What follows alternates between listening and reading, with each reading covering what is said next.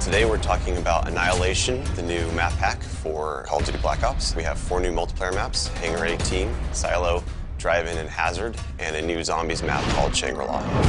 Hangar 18 is based in the highly controversial Area 51, and it has a lot of Easter eggs that play up the conspiracy theory aspect. Hangar 18 is a medium-sized map. It has a pretty classic multiplayer gameplay structure. All the paths lead through and around the hangar. It kind of caters for all game types. You've got your close quarters going through the hangar. You've also got some sniper points as well. Strategically, you want to hold down the hangar. If you can work with your teammates to really control the 4 main flow points, then you're going to dominate the map.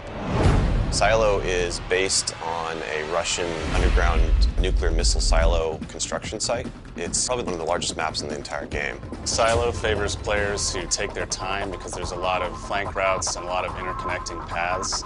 So players who are smart and use decoys and pay attention to the mini-map are going to be more successful. You can't really stick around in one place for too long because you're going to get shot from multiple angles. You really need to learn how to play the map, how the paths flow, and you need to stay on the move.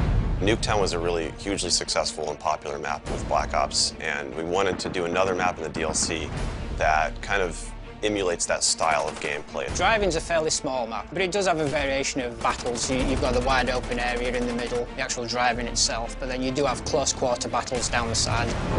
So Hazard was inspired by one of our World at War maps called Cliffside, but it's a complete reimagining of it.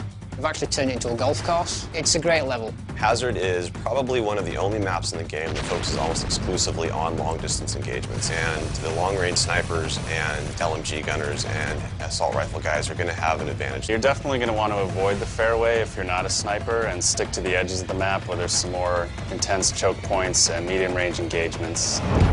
The story in Shangri-La is shrouded in mystery. I love to leave it up to the fans to derive their own ideas from it and also discover the facts that we put in there. I hope they really get the sense that we've taken this to just a whole nother level with the new weapons, the new environment, the new ways of getting around the map and things like that. There's a lot of holding areas, escape hatches, and things that let you get out at the last minute, which is a contrast to Call of the Dead, where it was a very wide open map. This is a much tighter map. Don't hold out too long. If things look like they're getting rough, get out of there.